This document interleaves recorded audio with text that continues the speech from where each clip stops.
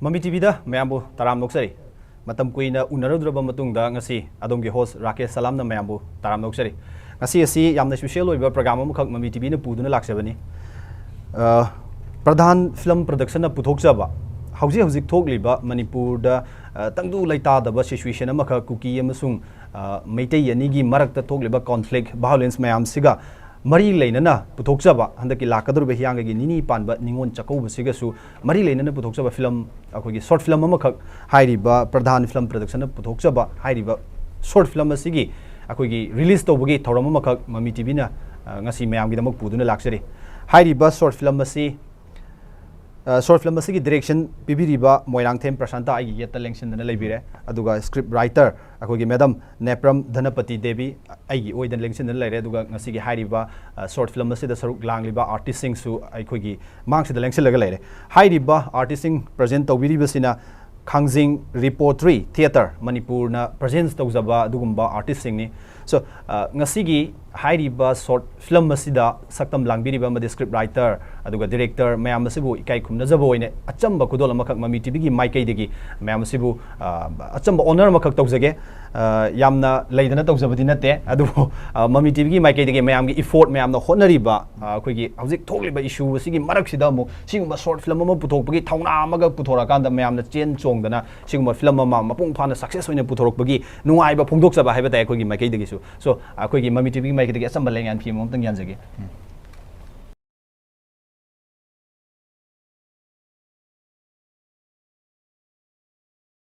Sir Prashanta the Gilaxi. Sir, come on to film say Putorok Pada, Technagiba Kado,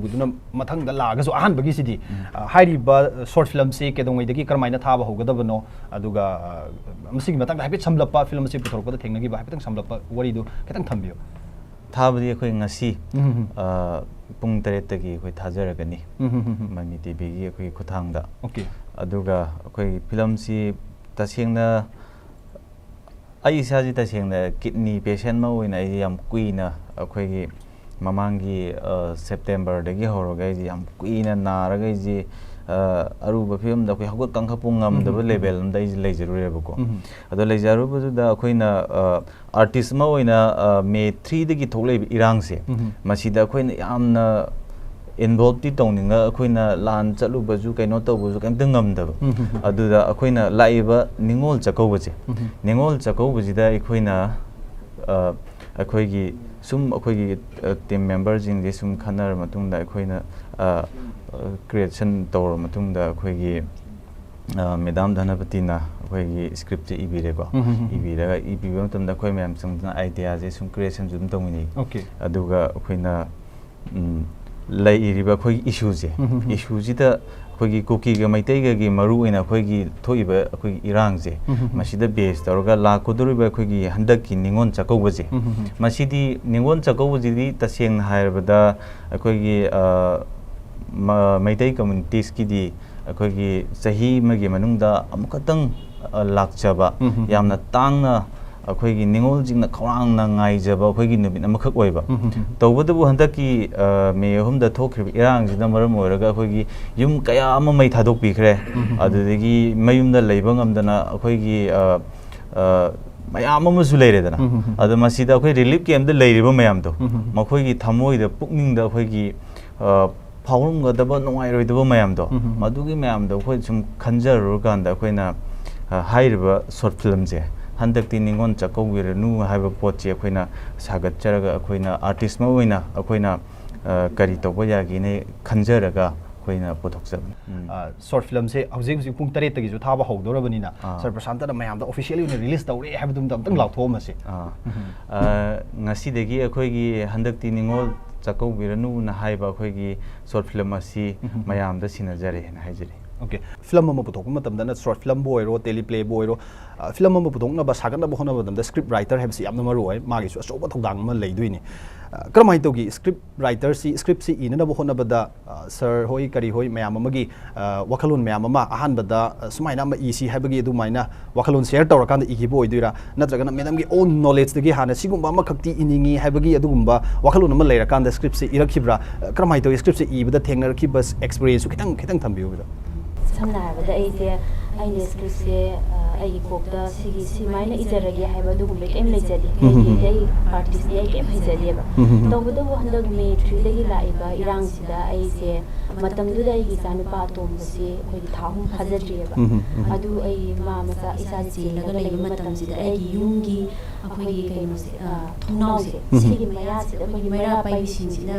ꯋꯥꯕ ꯃꯩꯆꯥꯛꯁꯦ ꯑꯩꯁꯨ ꯌꯥꯎꯋꯦꯕ ꯍꯦꯛ ꯍꯧꯕꯗꯒꯤ ꯑꯩꯅ ꯁꯨꯝ ꯂꯩꯕ ꯅꯨꯡꯗꯥꯡ ꯈꯨꯗꯤꯡꯒꯤ ꯑꯩ ꯇꯨꯝꯕ ꯆꯥꯕꯁꯤ ꯂꯣꯏ ꯌꯥꯎꯕ ꯃꯇꯝꯁꯤꯗ ꯑꯩꯅ ꯑꯗꯨꯒꯤ ꯀꯪꯉꯥꯎꯅꯔꯤꯉꯩ ꯃꯇꯝꯁꯤꯗ ꯑꯩꯈꯣꯏꯒꯤ ꯗꯥꯏꯔꯦꯛꯇꯔ ꯍꯥꯏꯇꯥꯔꯦꯀꯣ ꯑꯗꯒꯤ ꯑꯩꯈꯣꯏ ꯑꯥꯔꯇꯤꯁ ꯃꯌꯥꯝꯁꯤꯅ ꯁꯨꯃꯥꯏꯅ ꯑꯩꯈꯣꯏꯁꯤ ꯅꯤꯉꯣꯜ ꯆꯥꯛꯀꯧꯕ ꯃꯃꯥꯡꯗꯁꯨ ꯅꯤꯉꯣꯜ ꯆꯥꯛꯀꯧꯕꯁꯦ ꯑꯩꯅ ꯌꯥꯝꯅ ꯄꯥꯝꯖꯕ ꯑꯩꯈꯣꯏꯒꯤ ꯅꯤꯉꯣꯜ ꯑꯃ ꯑꯣꯏꯅ ꯌꯥꯝ ꯄꯥꯝꯖꯕ ꯑꯩꯈꯣꯏꯒꯤ ꯀꯩꯅꯣꯅꯤ ꯑꯩꯈꯣꯏ ꯃꯅꯤꯄꯨꯔꯒꯤ ꯑꯣꯏꯅꯗꯤ ꯈ꯭ꯋꯥꯏꯗꯒꯤ ꯄꯥꯝꯖꯕ ꯑꯩꯈꯣꯏ ꯅꯤꯉꯣꯜꯅ ꯉꯥꯏꯖꯕ ꯀꯨꯝꯍꯩ ꯑꯗꯨꯅꯤꯀꯣ ꯇꯧꯕꯇꯕꯨ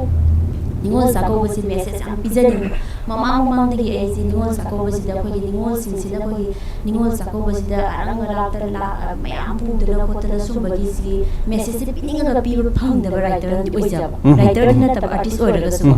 ꯑꯗꯨꯕꯨ ꯍꯟꯗꯛꯀꯤ ꯁꯤꯆꯨꯋꯦꯁꯟꯁꯤꯗ ꯑꯩꯅ ꯃꯈꯣꯏꯒꯤ ꯃꯦ 3ꯗꯒꯤ ꯊꯣꯛꯂꯛꯄ ꯏꯔꯥꯡꯁꯤꯅ ꯃꯔꯝ ꯑꯣꯏꯔꯒ ꯍꯟꯗꯛꯀꯤ ꯅꯤꯉꯣꯜ ꯆꯥꯛꯀꯧꯕꯁꯤꯗꯤ ꯄꯤꯗꯕ ꯌꯥꯗꯦ ꯃꯦꯁꯦꯖ ꯑꯃ ꯄꯤꯗꯕ ꯌꯥꯗꯦ ꯑꯩꯅ ꯏꯆꯝ ꯊꯣꯛꯅ ꯃꯌꯥꯝꯒꯤ ꯃꯔꯛꯇ ꯊꯣꯛꯇꯅ ꯃꯩꯔꯥ ꯄꯥꯏꯕꯤꯅꯤ ꯑꯗꯒꯤ ꯅꯨꯄꯤ ꯑꯃꯅꯤ ꯍꯥꯏꯅ ꯁꯔꯨꯛ ꯌꯥꯒꯗꯕꯁꯦ ꯑꯩ ꯏꯆꯥ ꯆꯦꯟꯗꯅ ꯌꯥꯕ ꯐꯪꯗꯦꯕ ꯑꯗꯨ ꯑꯣꯏꯔꯒꯁꯨ ꯑꯩꯅ ꯑꯩꯒꯤ ꯊꯣꯡꯅꯥꯎꯁꯤꯗꯒꯤ ꯑꯩꯅ ꯅꯨꯡꯇꯤꯒꯤ ꯑꯍꯤꯡ ꯈꯨꯗꯤꯡ ꯑꯩꯈꯣꯏꯒꯤ ꯅꯨꯃꯤꯠ ꯍꯦꯛ ꯇꯥꯔꯛꯄꯗꯒꯤ ꯑꯣꯏꯔꯣ ꯈꯨꯗꯤꯡꯃꯛꯁꯦ ꯊꯣꯡꯅꯥꯎꯁꯤꯗꯒꯤ ꯂꯣꯏ ꯎꯏꯌꯦꯕ ꯃꯩꯔꯥ ꯄꯥꯏꯕꯤꯁꯤꯡꯁꯤꯅ ꯇꯧꯕ ꯀꯞꯄ ꯑꯗꯒꯤ ꯑꯗꯨꯒꯤ ꯃꯊꯛꯇ ꯑꯩ ꯊꯥ 3 ꯐꯥꯗ꯭ꯔꯤꯕꯅꯤꯅ ꯃꯇꯝꯁꯤꯗ ꯑꯩꯁꯦ ꯑꯩꯈꯣꯏꯒꯤ ꯃꯣꯕꯥꯏꯜꯒꯨꯝꯕ ꯌꯦꯡꯗꯕ ꯑꯗꯨꯒ ꯄꯥꯎꯗꯤ ꯁꯨꯝ ꯇꯥꯕ ꯑꯗꯨ ꯁꯤꯔꯦ ꯑꯗꯨ ꯍꯥꯠꯂꯝꯃꯤ ꯑꯗꯨ ꯃꯌꯥꯝꯁꯤꯗꯒꯤ ꯑꯩꯁꯦ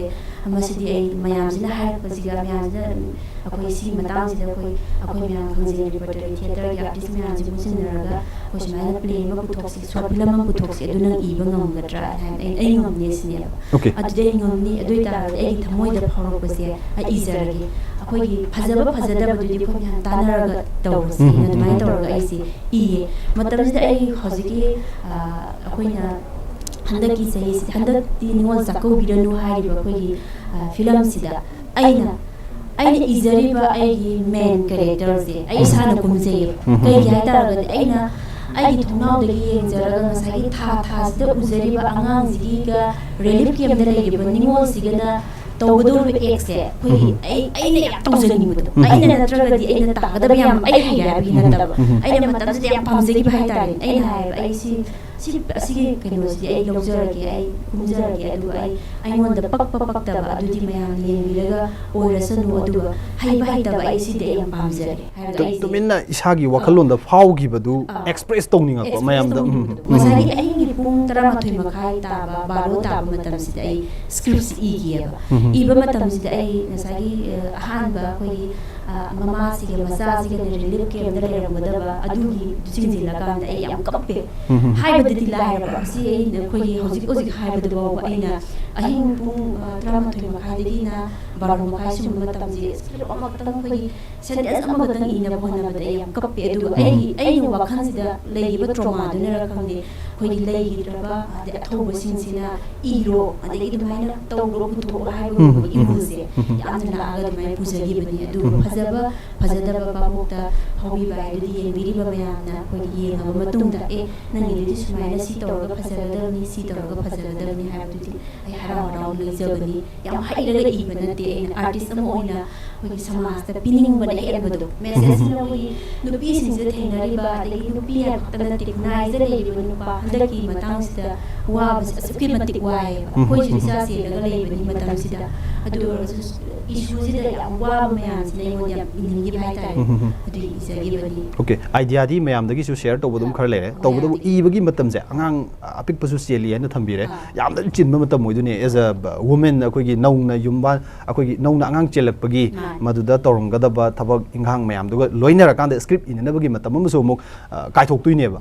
ꯀꯔꯝꯕ ꯃꯇꯝꯗꯅ ꯈ꯭ꯋꯥꯏꯗꯒꯤ ꯍꯦꯟꯅ ꯀꯝꯐꯣꯔꯇꯦꯕल ꯑꯣꯏꯅ ꯏꯈꯤꯕꯁꯦ ꯀꯔꯝꯕ ꯃꯇꯝꯗꯅ ꯈ꯭ꯋꯥꯏꯗꯒꯤ ꯍꯦꯟꯅ ꯅꯨꯡꯉꯥꯏꯈꯤ ꯑꯍꯤꯡꯒꯤ ꯃꯇꯝ ꯄꯨꯡ 11:30ꯁꯦ ꯁꯤꯒꯤ ꯃꯈꯥ ꯇꯥꯔꯛꯄꯁꯤꯗ ꯑꯩ ꯁ꯭ꯀ꯭ꯔꯤꯞꯁꯤꯡꯁꯦ ꯑꯗꯨꯒꯤ ꯃꯃꯥꯡꯗ ꯏꯕ ꯉꯝꯗꯦ ꯑꯗꯨ ꯋꯥꯈꯜꯗꯤ ꯃꯩꯔꯥ ꯄꯥꯏꯕꯤꯁꯤꯡꯁꯤꯅ ꯑꯩꯈꯣꯏꯒꯤ ꯊꯣꯛꯂꯛꯄ ꯃꯇꯝꯗꯒꯤ ꯑꯩꯒꯤ ꯀꯣꯛꯇ ꯍꯥꯟꯈ꯭ꯔꯅꯦꯕ ꯑꯗꯨ ꯍꯣꯔꯦꯟ ꯃꯣꯏꯅ ꯑꯩꯈꯣꯏꯒꯤ ꯃꯦꯔꯥ ꯄꯥꯏꯕꯤꯁꯤꯡꯁꯤꯅ ꯇꯧꯕ ꯊꯕꯛꯁꯦ ꯑꯩ ꯁꯨꯝ ꯃꯣꯏ ꯇꯨꯝꯃꯦ ꯃꯣꯏ ꯆꯥꯏ ꯁꯨꯝ ꯌꯥꯎ ꯂꯩꯗꯣꯏꯅꯦ ꯑꯗꯨꯒ ꯑꯉꯥꯡ ꯀꯞꯄꯛꯄ ꯃꯇꯝꯗ ꯑꯩ ꯑꯉꯥꯡ ꯀꯞꯄꯛꯄ ꯃꯇꯝꯗꯅ ꯀꯥꯏꯊꯣꯛꯄ ꯑꯗꯨꯒ ꯑꯗꯨꯒꯤ ꯑꯉꯥꯡ ꯇꯨꯝꯈ꯭ꯔꯕ ꯃꯇꯨꯡ 12 ꯃꯈꯥꯏ ꯁ꯭ꯋꯥꯏꯗꯒꯤ ꯑꯩ ꯃꯈꯥ ꯇꯥꯅ ꯁꯨꯝ ꯏꯖꯕ ꯑꯩꯈꯣꯏꯒꯤ ꯁꯔ ꯄ꯭ꯔꯁꯥꯟꯇ ꯍꯣꯏ ꯃꯦꯗꯥꯝ ꯍꯣꯏꯅꯕꯨꯗꯤ ꯍꯦꯟꯅ ꯃꯌꯥꯝ ꯑꯃ ꯊꯦꯡꯅꯔꯝꯃꯅꯤ ꯁ꯭ꯀ꯭ꯔꯤꯞ ꯏꯕ ꯍꯥꯏꯕꯁꯤ ꯑꯩꯈꯣꯏꯒꯤ ꯑꯦꯛꯁꯄꯤꯔꯤꯌꯦꯟꯁꯇ ꯍꯥꯏꯖꯕꯗ ꯑꯩꯈꯣꯏꯅ ꯊꯦꯡꯅꯖꯔꯛꯄꯗꯁꯨ ꯀꯅꯥꯒꯨꯝꯕ ꯑꯃꯅ ꯊꯦꯡꯅꯈꯤꯕ ꯊꯧꯗꯣꯛ ꯋꯥꯊꯣꯛꯁꯤ ꯇꯝꯃꯀꯥꯟꯗ ꯁ꯭ꯀ꯭ꯔꯤꯞ ꯔꯥꯏꯇꯔꯁꯤꯅ ꯑꯃꯨꯛ ꯏꯕꯒꯤ ꯃꯈꯜ ꯑꯃ ꯏꯁꯥꯃꯛꯅ ꯊꯦꯡꯅꯈꯤꯕꯗꯨ ꯏꯁꯥꯃꯛꯅ ꯏꯊꯣꯔꯛꯄꯒꯤ ꯑꯦꯛꯁꯄꯤꯔꯤꯌꯦꯟꯁ ꯃꯈꯜ ꯑꯃ ꯏꯁꯥꯃꯛꯅ ꯊꯦꯡꯅꯈꯤꯕ ꯑꯣꯏꯗꯣꯏꯅꯤ ꯌꯥꯝꯅ ꯏꯃꯣꯁꯅꯦꯜꯁꯨ ꯑꯣꯏꯒꯅꯤ ꯍꯥꯏꯕꯒꯤ ꯊꯥꯖꯕꯗꯨꯃ ꯆꯞ ꯆꯥꯅ ꯂꯩ ꯁꯣꯏꯗꯅ ꯃꯥꯏ ꯄꯥꯛꯀꯅꯤ ꯍꯥꯏꯕꯒꯤ ꯊꯥꯖꯕꯗꯨꯁꯨ ꯂꯩꯖꯩ ꯍꯥꯏꯕ ꯇꯥꯔꯦ ꯑꯩꯈꯣꯏꯒꯤ ꯏꯐꯝꯗꯁꯨ ꯑꯗꯣ ꯁꯔ ꯄ꯭ꯔꯁꯥꯟꯇꯁꯨ ꯂꯥꯛꯇ꯭ꯔꯤꯉꯩꯗ ꯑꯩꯈꯣꯏꯒꯤ ꯍꯥꯏꯔꯤꯕ ꯁꯣꯔꯠ ꯐꯤꯂꯝꯁꯤꯗ ꯁꯛꯇꯝ ꯂꯥꯡꯉꯤꯕ ꯑꯩꯈꯣꯏꯒꯤ ꯑꯥꯔꯇꯤꯁꯁꯤꯡ ꯁꯤꯁꯨ ꯑꯃꯨꯛꯇꯪ ꯃꯌꯥꯝꯗꯁꯨ ꯏꯟꯇ꯭ꯔꯣ ꯑꯩꯈꯣꯏꯅꯕꯨꯗꯤ ꯈꯪꯉꯦ ꯑꯗꯣ ꯃꯌꯥꯝꯗꯁꯨ ꯏꯟꯇ꯭ꯔꯣ ꯇꯧꯕ ꯑꯣꯏꯅ ꯀꯔꯤ ꯁꯛꯇꯝ ꯂꯥꯡꯉꯤꯅꯣ ꯀꯔꯝꯍꯥꯏꯅ ꯇꯧꯕꯅꯣ ꯍꯥꯏꯕꯗꯨꯁꯨ ꯈꯤꯇꯪ ꯁꯣꯝꯗꯒꯤ ꯊꯝꯕꯤꯔꯛꯑꯣ ꯑꯍꯥꯟꯕꯗ ꯑꯩꯒꯤ ꯃꯤꯡ ꯕꯦꯕꯝ ꯀꯦꯅꯦꯗꯤꯀꯣ ꯑꯩꯒꯤ ꯂꯩꯐꯝ ꯇꯈꯦꯜꯗꯒꯤꯅꯤ ꯑꯗꯨꯒ ꯑꯩ ꯏꯁꯥꯁꯦ ꯑꯩꯈꯣꯏꯒꯤ ꯈꯥꯡꯖꯤꯡ ꯕꯔꯇꯔꯤ ꯊꯤꯌꯦꯇꯔꯒꯤꯗ ꯑꯥꯔꯇꯤꯁ ꯑꯣꯏꯅ ꯂꯩꯖꯕꯅꯤ ꯑꯗꯨꯒ ꯍꯧꯖꯤꯛ ꯍꯟꯗꯛ ꯑꯩꯈꯣꯏꯅ ꯍꯟꯗꯛꯀꯤ ꯅꯤꯡꯉꯣꯜ ꯆꯥꯛꯀꯧꯕꯤꯔꯅꯨ ꯍꯥꯏꯕ ꯐꯤꯂꯝ ꯁꯣꯔꯠ ꯐꯤꯂꯝꯁꯤꯗ ꯑꯩꯅ ꯁꯛꯇꯝ ꯂꯥꯡꯖꯕꯁꯤ ꯑꯩꯒꯤ ꯂꯝꯕꯦꯟ ꯀꯂꯥꯕꯣꯟ ꯁꯣꯏꯕ ꯑꯩꯒꯤ ꯏꯆꯦꯒꯤ ꯃꯅꯥꯎꯄꯥ ꯍꯦꯛ ꯄꯣꯛꯃꯤꯟꯅꯕ ꯏꯅꯥꯎꯄꯥ ꯀꯔꯝꯍꯥꯏꯅ ꯇꯧꯏ ꯏꯔꯥꯡ ꯃꯅꯨꯡꯗ ꯑꯦꯛꯇꯤꯡ ꯇꯧꯅꯅꯕ ꯑꯗꯨꯒ ꯄꯥꯎ ꯅꯨꯡꯉꯥꯏꯇꯕꯁꯨ ꯃꯌꯥꯝ ꯑꯃ ꯇꯥꯔꯝꯗꯣꯏꯅꯤ ꯀꯔꯝꯍꯥꯏꯅ ꯃꯦꯅꯦꯖ ꯇꯧꯅꯕ ꯑꯗꯨꯝ ꯉꯝꯅꯕ ꯍꯣꯠꯅꯈꯤꯕ꯭ꯔꯥ ꯍꯥꯏꯐꯦꯠ ꯊꯦꯡꯅꯈꯤꯕ ꯑꯋꯥꯕ ꯈꯤꯇꯪ ꯊꯝꯕ ꯌꯥꯕ꯭ꯔꯥ ꯑꯋꯥꯕꯁꯦ ꯑꯗꯨꯝ ꯊꯦꯡꯅꯩ ꯀꯩꯒꯤꯅꯣ ꯍꯥꯏꯕ ꯃꯇꯝꯗ ꯂꯩꯕꯥꯛꯀꯤ ꯊꯣꯛꯏꯁꯦ ꯂꯩꯕꯥꯛꯀꯤꯅꯤꯅ ꯑꯩꯈꯣꯏ ꯊꯣꯛꯇꯕ ꯌꯥꯄꯣꯟꯇꯦ ꯏꯔꯥꯡꯒꯤ ꯍꯥꯏꯗꯤ ꯂꯝ ꯈꯨꯟꯅ ꯈꯣꯠꯄ ꯑꯗꯨꯒꯨꯝꯕ ꯑꯗꯨꯝ ꯇꯧꯋꯦ ꯑꯗꯨꯒ ꯑꯥꯔꯇꯤꯁ ꯑꯃ ꯑꯣꯏꯅꯁꯨ ꯌꯨꯝꯗ ꯍꯥꯏꯗꯤ ꯄꯤꯔꯛꯏꯕ ꯗꯥꯏꯂꯣꯛ ꯑꯗꯒꯤ ꯑꯗꯨꯒꯨꯝꯕ ꯃꯌꯥꯝꯗꯣ ꯄ꯭ꯔꯤꯄꯦꯔꯦꯁꯟ ꯇꯧꯗꯕꯁꯨ ꯌꯥꯗꯦ ꯑꯗꯣ ꯑꯗꯨꯝ ꯊꯦꯡꯅꯩ ꯍꯥꯏꯗꯤ ꯄ꯭ꯔꯣꯕ꯭ꯂꯦꯝꯁꯦ ꯀꯩꯒꯤꯅꯣ ꯍꯥꯏꯕ ꯃꯇꯝꯗ ꯂꯣꯏꯅ ꯋꯥꯅꯔꯤꯅꯤ ꯑꯗꯣ ꯑꯗꯨꯝ ꯉꯝꯅꯕ ꯑꯗꯨꯝ ꯇꯧꯔꯦ ꯃꯦꯅꯦꯖ ꯇꯧꯈ꯭ꯔꯦ ꯑꯗꯨꯝ ꯑꯥꯔꯇꯤꯁ ꯑꯃ ꯑꯣꯏꯅ ꯍꯥꯏꯇꯥꯔꯦ ꯊꯥꯒꯠꯆꯔꯛꯀꯦ ꯑꯗꯨꯗꯤ ꯃꯊꯪ ꯑꯃꯨꯛ ꯂꯥꯛꯆꯒꯦ ꯑꯩꯒꯤ ꯃꯤꯡ ꯀꯤꯌꯣꯕꯔꯇꯔꯣ ꯑꯩꯁꯦ ꯂꯩꯐꯝꯅ ꯊꯧꯕꯥꯜ ꯏꯁꯥꯡ ꯅꯤꯡꯊꯧꯗ ꯑꯗꯨꯗꯒꯤ ꯍꯥꯏꯇꯥꯔꯦ ꯑꯩꯁꯨ ꯈꯥꯡꯖꯦꯡ ꯔꯤꯄꯣꯔꯇꯔꯤ ꯊꯤꯌꯦꯇꯔꯗ ꯑꯥꯔꯇꯤꯁ ꯑꯃ ꯑꯣꯏꯅ ꯂꯩꯖꯕ ꯑꯩ ꯇꯁꯦꯡꯅ ꯈꯥꯡꯖꯦꯡꯒꯤ ꯗꯤꯔꯦꯛꯇꯔ ꯑꯩꯒꯤ ꯏꯃꯥꯟꯅꯕ ꯍꯥꯏꯇꯥꯔꯦ ꯑꯩꯈꯣꯏꯁꯦ ꯃꯇꯝ ꯑꯃꯗ ꯑꯩꯈꯣꯏꯅ ꯑꯗꯨꯝ ꯊꯤꯌꯦꯇꯔꯁꯤ ꯄꯥꯝꯖꯅ ꯍꯧꯈꯤꯕ ꯑꯥꯔꯇꯤꯁ ꯉꯥꯛꯇ ꯑꯣꯏꯅ ꯂꯩꯃꯤꯟꯅꯔꯝꯕꯅꯦ ꯑꯗꯣ ꯑꯩꯒꯤ ꯏꯃꯥꯟꯅꯕꯅ ꯍꯣꯠꯅꯖꯕꯗꯒꯤ ꯃꯥꯒꯤ ꯑꯣꯏꯕ ꯒ꯭ꯔꯨꯞꯁꯤꯃ ꯂꯤꯡꯈꯠꯆꯔꯒ ꯁꯨꯃꯥꯏꯅ ꯇꯧꯗꯅ ꯑꯩꯈꯣꯏ ꯃꯍꯧꯁꯥ ꯂꯤꯂꯥꯁꯤꯕꯨ ꯊꯤꯌꯦꯇꯔꯁꯤꯕꯨ ꯄꯥꯝꯖꯔꯝꯕ ꯑꯩꯈꯣꯏ ꯃꯌꯥꯝꯁꯦ ꯑꯩꯒꯤ ꯏꯃꯥꯟꯅꯕꯁꯤꯒꯤ ꯃꯇꯦꯡꯗꯒꯤ ꯍꯥꯏꯇꯥꯔꯦ ꯑꯩꯈꯣꯏꯁꯤꯕꯨ ꯆꯤꯡꯈꯠꯄꯤꯔꯒ ꯈꯥꯡꯖꯦꯡ ꯔꯤꯄꯔꯇꯔꯤ ꯊꯤꯌꯦꯇꯔꯒꯤ ꯊ꯭ꯔꯨꯗꯒꯤ ꯑꯩꯈꯣꯏꯕꯨ ꯃꯌꯥꯝꯒꯤ ꯃꯃꯥꯡꯗ ꯊꯣꯛꯄꯒꯤ ꯈꯨꯗꯣꯡꯆꯥꯕ ꯑꯃ ꯄꯤꯕꯤꯕ ꯍꯥꯏꯇꯥꯔꯦ ꯑꯗꯣ ꯗ꯭ꯔꯃꯥ ꯁꯨꯝ ꯇꯧꯔꯝꯕꯁꯤꯒꯤ ꯃꯇꯨꯡꯗ ꯏꯃꯥꯟꯅꯕꯁꯤꯅ ꯑꯩꯒꯤ ꯗꯥꯏꯔꯦꯛꯇꯔ ꯁꯥꯔ ꯗꯥꯏꯔꯦꯛꯇꯔꯁꯤꯅ ꯑꯩꯈꯣꯏ ꯁꯨꯃꯥꯏꯅ ꯇꯧꯗꯅ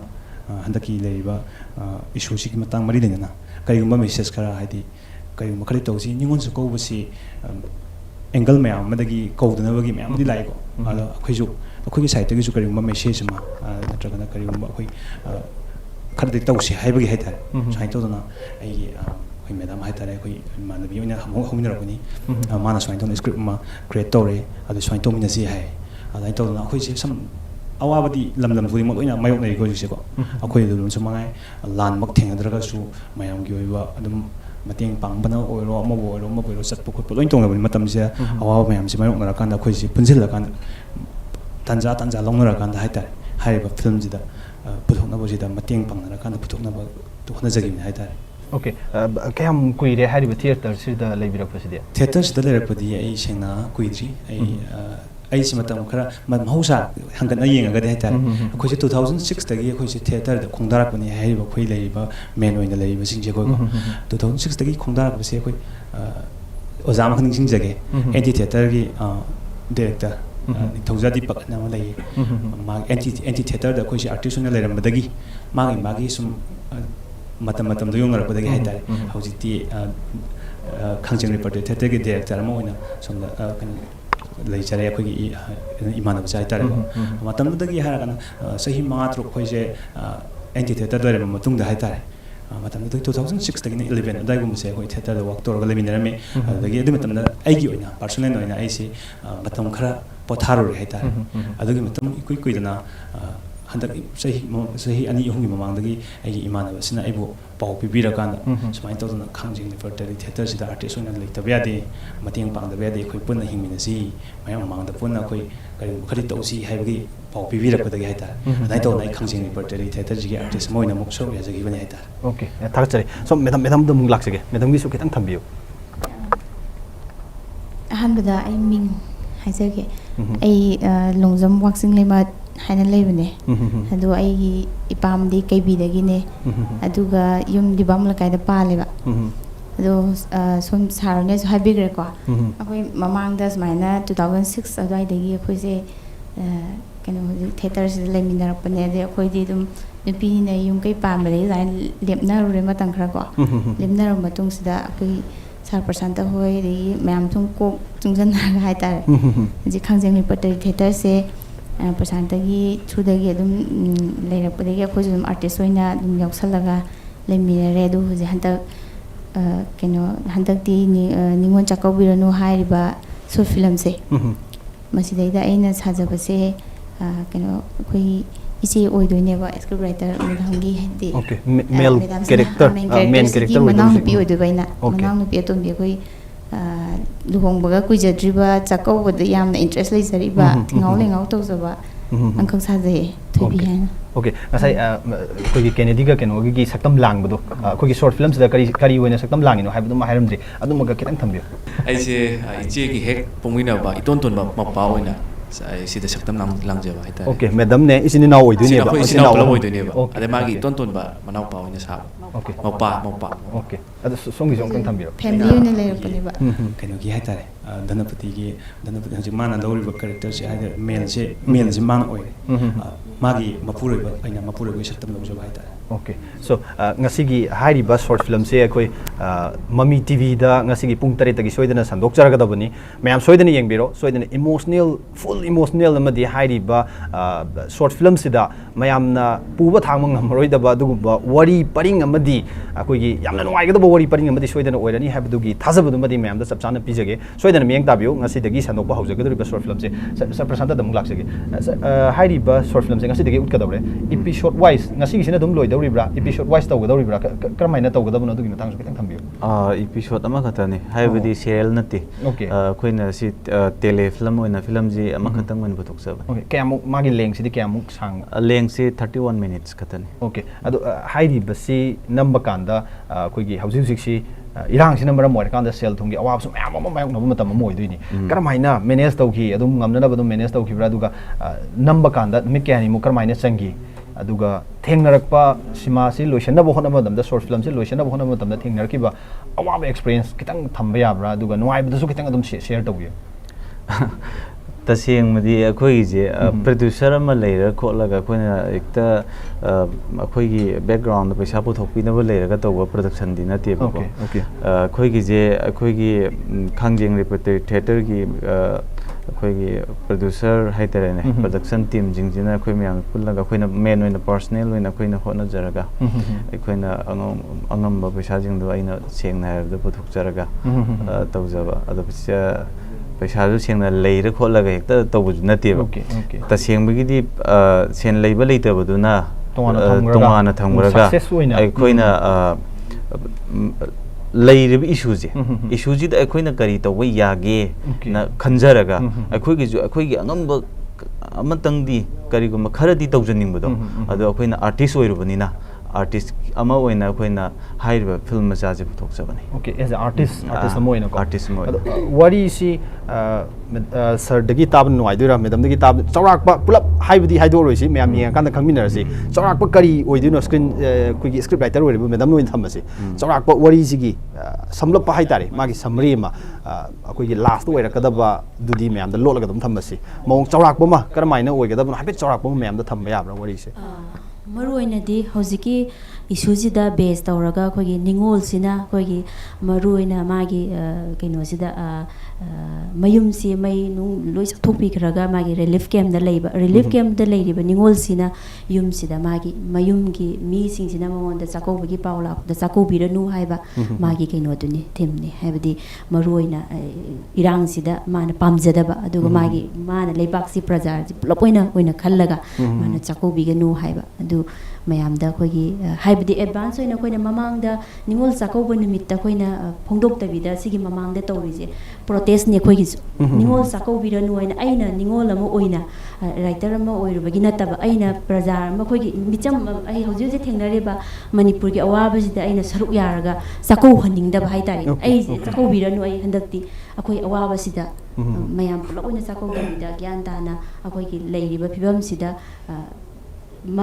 kamai haiduna Manipur da leiriba praja punamakna Ningol Chakoubiganu haiba aduga Ningol Chakoubiganu misidagi koi yamna irangji nemanningbado nembiro koi Manipur jam tangdu leitana lehanningbado adu message ni maruoina thoi ba balance number more kanda Manipur da Manipur da khwai chawa festival ma ori ba Ningol sig dam ta di kwarang ngai jaba duguma festival ma haiba tai sigi festival si nuaina harauna saruk yaga da badu yaba ngamoi da Ningol in terms of thousands da leire madugi mayam dugi represent torakanda hairiba main character oi dawriba madam na message to pi haibudugi wari ni mayam da chakau haning da bugi wari do sa percent ka kam film akoi gi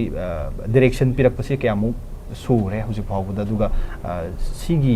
short film sigi thazab se kadai phawbu lei masi soidana mayam da pamna ba mo oigani haibagi confidence kadai phawbu lei na lobi sigi film gi lamsida as a direction pirak pase film kyamu pi gre kramai tawi taseng dei film je direction amta pijadri okay sina hanba aigi si hanba aigi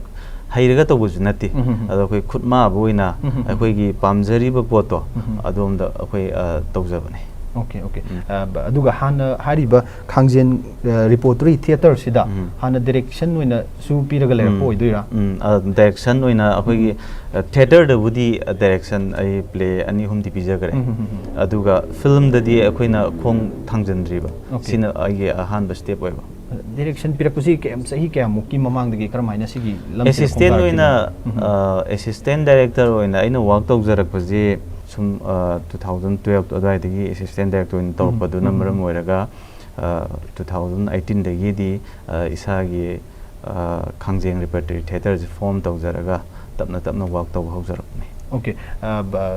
hairiba short film se sida saruk langbiriba artist amoina karmaina 2006 dagi su hairiba theater da khong thanglaga lakre thajaba se kyam leina lobi ai si soidana mayam na pamna ba dugumba short film amo oini na loba yaina lobe abra mayam da karmaina haibe sigi matang si hoi mayam na pam da gi net na haita siragandi ekhoina khangan janimadi message kem da leiba awana tar Ningol mayam haita nupi mayam Ningol mayam haita men oina akoi Ningol sing yo Ningol Chakoubiganu sing haita moi da leram ga da moi gi thamoi da phawram ga da som da kana gumna hariba awaba da mukti sau yaw da kam kharana di Ningol Chakoubiganu yam miss tawjaraga lay haita ado moigi pamjabado khina thugai badina tab somna awana tar singsta main focus tawraga awana tar ba hadi Ningol mayam hadi Ningol Chakoubiganu yaujani ga su yaubadi phangoi da ba moida khudongsa da mayam mayona lay ba Ningol mayam sigi khallaga apun boina Ningol Chakoubiganu haiba khoi ke festival masimadi khoi daksimadi khoi sau yadna ba haita madugi kana da pause bijaning haita as a protest amasu oidune madam na sai thamgi ado ngasai gi main character gi mapure basu oiduini aduga hairiba short film sida yawgiba isamakna khwaidagi pamjaba line dialogue matek haibatai madu cinema du makni na chingjalakanda madu da utkiba kaino du torakanda akhoi gi matek dialogue matek amtang ngangba yabra ni honajage matang sai tawse ai si yumai tha khar matungda haita lu kem lei re ai isan sa siga ai conversation with dum tor si matang do nangdi langa ko chali gunatra chali bai chatkada leba ki thabak thorum tawda thawayang tawda hoi bai wakal dana tawda mapi ma pawa singchina ne wakal ta da dagine ngasidi kaya di kuire nupi nga ima ibel mayam sina tumba chaba ahing thil khangna le lagi bas khoigi kuki narcotic singchina khoigi lebak sida mipal tangla pongjaw su sai kui roridam ni mokhoi se mangra dam ni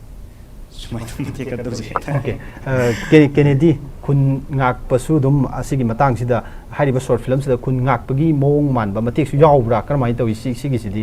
dialogue si kaino ni aina aiga imaga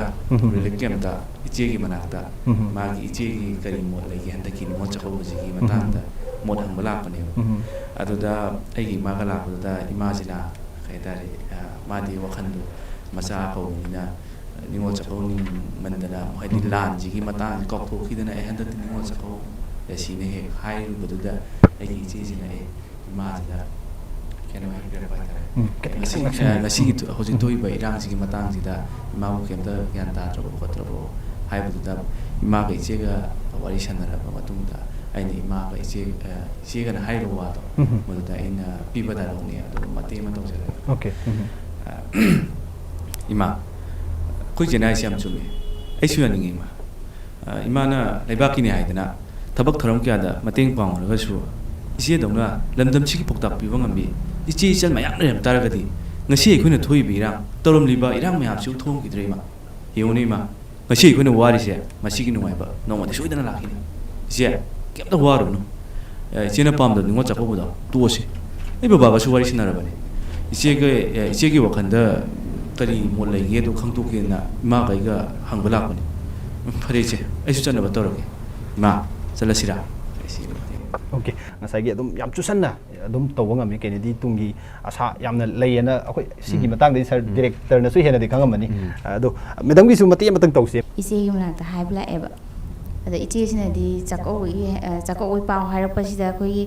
ꯆꯥꯛꯀꯧꯕꯁꯤ ꯀꯩꯝꯇ important ꯂꯩꯇ꯭ꯔꯦ ꯃꯉꯣꯟꯗꯗꯤ ꯃꯥ ꯉꯁꯥꯏꯒꯤ ꯋꯥꯈꯜ ꯃꯌꯥꯝꯗꯨꯅ ꯑꯗꯨꯝꯕꯒꯤ ꯀꯩꯝ ꯆꯪꯗꯕꯤ ꯂꯩꯈꯤꯕ ꯑꯩꯅꯗꯤ ꯑꯗꯨꯝ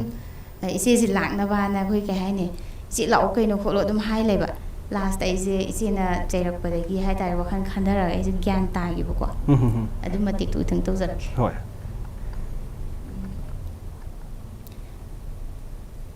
ꯏꯆꯦ ꯑꯩ ꯂꯥꯟꯖꯔꯦ ꯏꯆꯦ ꯑꯩꯅ ꯋꯥꯈꯜ ꯈꯟꯊꯍꯧꯗꯕꯗꯒꯤ ꯂꯩꯕꯥꯛꯀꯤ ꯏꯔꯥꯡꯁꯦ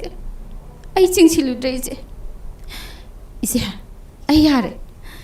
이제 한덕디네 닝원 작가오빠세 도와시 아야래 이제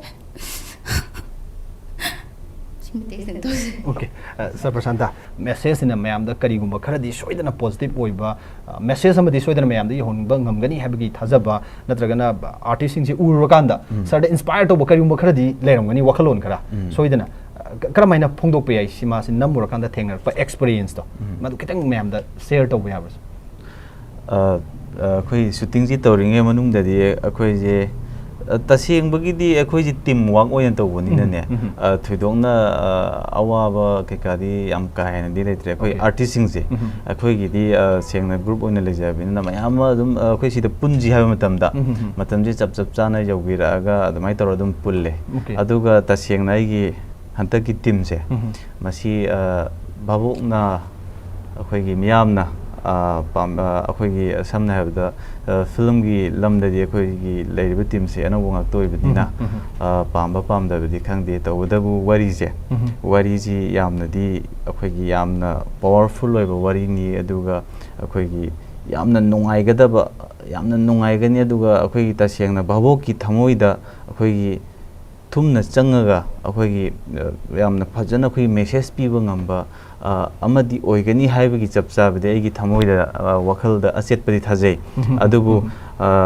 pamba pamdaba phajaba thiba haibagi potudi mayamna yenga khangbira okay mayamda sinazare haibagi mayamda sinazare maraksida mukitang nokningba phagi haitai phagi su zum yausalaksi te khwaidagi hannagi ba sin mate kumba yaugibra khwaidagi akogi sir director na direction piba matamda khwaidagi tek hannaba khwaidagi akogi keno togibase karamba matangda karamba akogi actor na quite hengi, Mati Matang using Bayabra, do you share to Bayabra?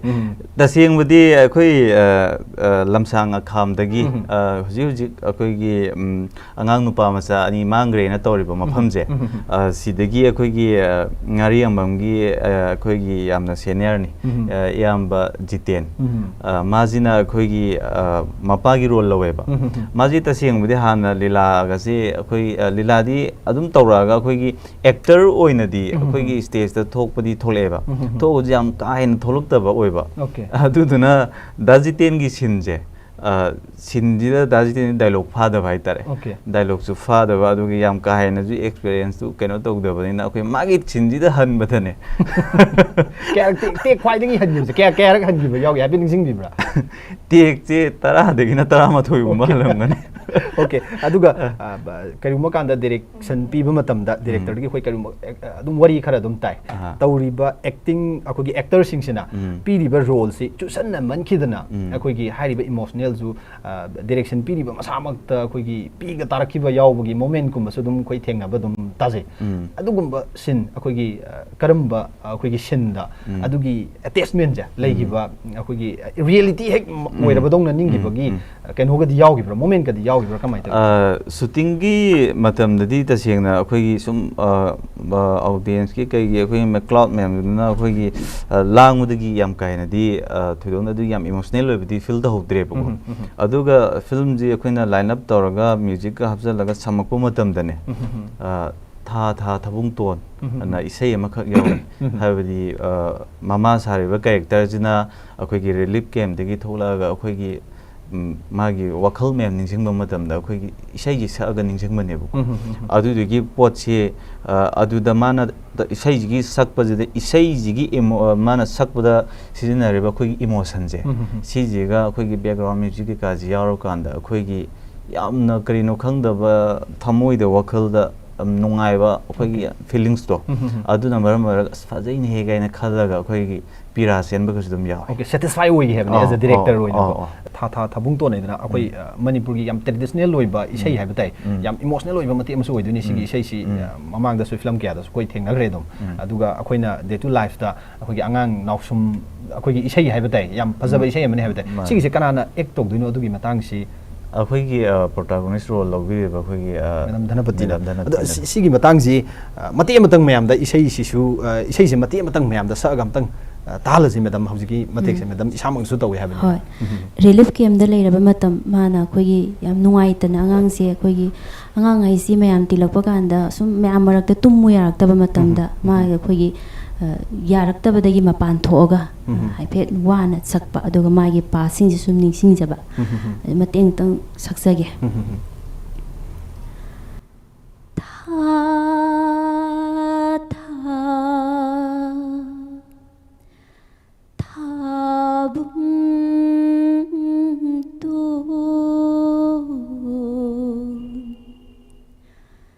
Nacha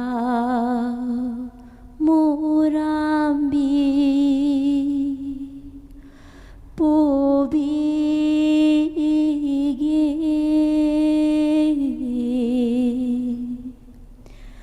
pobi sanam nambige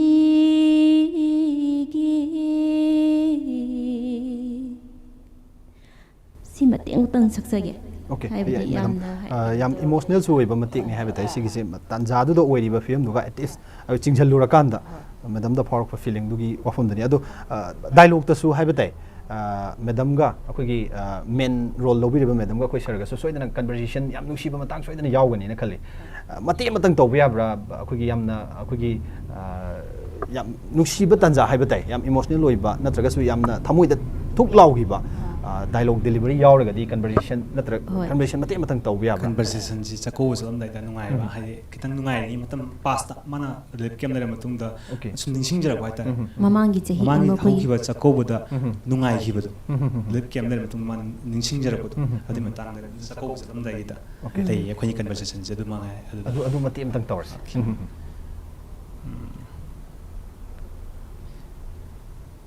ꯅꯪꯒꯤ ꯑꯋꯥꯠ ꯑꯄꯥꯗꯣ ꯀꯩ ꯋꯥꯠꯂꯤꯒꯦ ꯑꯝꯇ ꯌꯦꯡꯉꯨꯁꯦ ꯍꯣꯏ ꯂꯣꯏ ꯁꯨꯔꯝꯃꯅꯤꯗ ꯑꯩ ꯉꯁꯥꯏ ꯍꯥꯏꯈꯤꯕꯁꯤꯡꯗꯨ ꯌꯥꯎꯔꯕꯗꯤꯕ ꯆꯥꯛꯀꯧꯕꯅꯦꯅꯅꯦ ꯍꯦꯟꯅ ꯄꯨꯕꯗꯨꯁꯨ ꯑꯩ ꯄꯥꯝꯗꯦ ꯐꯔꯦ ꯅꯪꯒꯤ ꯑꯄꯥꯝꯕꯗꯣ ꯌꯥꯔꯦ ꯑꯗꯣ ꯑꯩꯈꯣꯏꯒꯤꯗꯤ ꯊꯣꯡ ꯊꯥꯛꯄ ꯂꯣꯏꯁꯤꯟꯈ꯭ꯔꯕꯣ ꯀꯩ ꯋꯥꯠꯂꯤ ꯂꯣꯏ ꯂꯣꯏꯔꯦ ꯑꯗꯨꯅꯤ ꯏꯕꯦꯝꯃ ꯏꯕꯥꯅꯤꯅꯅꯦ ꯂꯣꯏꯅ ꯊꯣꯡꯕ ꯂꯣꯏꯔꯝꯃꯕꯅꯤ ꯑꯣꯀꯦ ꯐꯔꯦ ꯑꯗꯨꯗꯤ ꯅꯪ ꯂꯣꯏꯁꯤꯟꯗꯧꯗꯣ ꯂꯣꯏꯁꯤꯟꯖꯔꯣꯀꯣ ꯍꯣꯏ ꯍꯣꯏ ꯅꯪ ꯂꯥꯞꯄꯅꯤꯅꯅꯦ ꯌꯥꯗꯦ ꯍꯦꯛꯇ ꯊꯦꯡꯉꯤ ꯉꯜꯂꯤꯉꯩꯁꯤꯗ ꯊꯤꯟꯕꯤꯔꯒꯦꯕ ꯍꯣꯏꯕ ꯑꯗꯣ ꯑꯩꯕꯨꯗꯤ ꯂꯣꯏꯔꯦꯕ ꯑꯗꯣ ꯑꯕꯨꯡꯉꯣꯁꯦ ꯑꯝꯇ ꯂꯣꯏꯁꯤꯟꯕꯤꯔꯛꯑꯣꯕ ꯐꯔꯦ ꯑꯕꯨꯡꯉꯣꯁꯦ ꯑꯩ ꯂꯣꯏꯁꯤꯜꯂꯒꯦꯀꯣ ꯍꯣꯏ ꯍꯣꯏ ꯑꯣꯀꯦ ꯏꯔꯥꯡ ꯂꯩꯇ꯭ꯔꯤꯉꯩꯒꯤ ꯃꯃꯥꯡꯗ ꯆꯥꯛꯀꯧꯕ ꯆꯠꯂꯝꯗꯥꯏꯒꯤ ꯌꯥꯝꯅ ꯅꯨꯡꯁꯤꯕ ꯃꯣꯃꯦꯟꯠꯇꯨꯅꯤ ꯑꯗꯣ ꯃꯦꯗꯥꯝ ꯈꯛꯇꯪ ꯇꯧꯕ ꯗꯥꯏꯂꯣꯛ ꯑꯩꯈꯣꯏꯒꯤ ꯃꯇꯦꯛꯁꯨ ꯁꯣꯏꯗꯅ ꯌꯥꯎꯔꯝꯒꯅꯤꯅ ꯈꯜꯂꯤ ꯑꯩꯒꯤ ꯌꯥꯝꯅ ꯅꯨꯡꯁꯤꯕ ꯃꯇꯥꯡ madam isamaktasu thuk lauba phaugiba dialogue kumba yauragadi mati amtang tawba yabra relief camp da leiriba aina Chakoubiganu hairaba maktada aigi inaunupi khogi inaunupi atombi se sina Chakouba se magi nauriba luhongba nauribagi khogi ngasagi leibagi irangji kauraga mana Chakouba la uise na torpa matang se sida mane nuaita ba haitare ne aduda manaunupi sida saiba adu matang du tang tawjage thoibi nangbu maitayro kukiro Leipakida thokliba irang asibu nang karimata khandabroba aina ngasi mafam asida leiribase nang karini aina kange lansida waba taraba singnadi kari khalamgani nang na wakhal karimata khandrabrane bima kitang kainodi khogi laksinbadi ngamdre aina ko adumbagi manawnu pisida saiba sairaga khogi Chakoubasi Chakouranu haibagi duhumbagi haibagi matang okay madam na khogi relief camp da leidwini khogi hariba hojik thoiba violence da effect oi graba khogi soon graba khulama da leiba mawoidwini aduga ichanupi sina inaupi sina sigi affected oi da jaga da yum pan boidwini okay ani dugi khenabadugi wafam dugi wane soidana mai pakani haibagi thajabado chapchan leje haibata adugi field mak fawba ngami si soidana mai pakani haibagi wafam do thamjage sir hojik direction sima pigre as a short film moina matung tarak bada su dum karigumba khara as a director oina tawgi haibagi wakalon dum leibiribra hairiba sigi field sida kayam sangna sigi lambi sida chatpigi ge gaina khanba lei sigi sin namurakanda phangpa experience no maramwarkanda ai simadi thajaba lei gaina khanbiba sangna si bokti ai tawgi ge gaina si mathangda simadi puthoke gaina adumgi project su leibra kar adu su kitang tham lei lei akoina tasyengbadi akoigidi sigi project sida asuki matik akoina thengnaraktab experience mayam phange di film je akoina yamna film ji yaudi yauju yauri aduga akoigi assistant oina ju akoi ojajing gi makhada ju kabo dum khara jum chale chal taraga ju maduda phangak experience to adu nataba madugi mathakta ahenba akhoi handaki nambaje namma matungdagi akhoina mamangda phangdabi experience amna phangeba aduna akhoi masigi makha daba project yam tongningba thamoid ihul yamna phawe ado project je ai haidi haijara wakhaldadi project kharadi tawgena karigumba kharadi tawramgi habi wakhaldi le aduga film adudagi theater jidi tasiyengna haragadi CD book tawrage khalle okay CD book tawrage punsi juba tawrage adugi wakalon okay madam dum laksage madam kugi script writer hojik i gre ahanba khut thaboina makha tarak pada dum soidana sigi experience na maram warakanda makha tana dum script writer si oining bagi wakalon dum leiri bra kamai to madam gidi namagadi ai thamoida sum artist gi mathakta ai sum i basi sum ijage na khalle okay makha tana dum ibagi ining bagi wakalon du leiri have okay yam noi loisalapada sir prasanta mayam da ngasi gi pung 8 tagi hawgadoriba sir prasanta hogi ningol handakti ningol Chakoubiganu hairiba short film sigi matang da mayam da piba yaba mayam da hairamba yaba wahi haibatai mayam da piramba yaba message kari haibining balai loisalapada kitang thambiu mayam tasyengbadi akoigi film jina yamna maru oina khoina babokta akoigi praja mayam da akoigi film jigi through degi khoina haijening baji akoigi live ningon Chakoubasi akoigi chak Koubiganu yum da akoigi ise isel mayam ama akhoi chak Koubiganu aduga akoigi paisa paiba angamba akoigi mayam ama angamba mayam jingji akoigi yaragadi akoigi relief camp da leibiriba akoigi isil inau mayam singsida akoigi angamba isa gi angamba kariguma kharadang akoina mateng pangbiraga leiriba isil se jingjegi kumsigi ningol Chakoubana lakpasida akoigi mabuling pelhan bangamba tawbiyu na haijani okay yam phajaba message ne so ngasi dagi hawgadoriba handakti ningol Chakoubiganu hairiba short film si mayam soidana miyang tabiro hojik akogi director sir aduga script writer gi mode aduga main character su lobiriba aduga artist gi dialogue delivery hojiki duda mayam adum uba phangani soidana hairiba si akoina hojik virtually actually nata virtually wari sana basida experience ama phang ai samak su phengjagi ha batai soidana akhoi actual loiba hairiba short film se myam yang kanda soidana no ba experience ama soidana phangani habagi thajabadu thamjari hauji pung 3 tagi sandokpa hogre hairiba short film se soidana amuk hanna mami tv gi channel da soidana sandok sarkini film release ki akhoi na sinjariba thoram se yengbiriba mayam hairiba short film se pung 3 tagi yengba nang hodre hariga su mathang amuk ulakpa matamda soidana miyeng tabiu haiba wafam su thamjage so ngasi gi damakta de hairiba handakti ningol Chakoubiganu hairiba short film sigi release tawbugi thoram chamna sinjaba thoram si matang sida lotion bigi tanza du longjage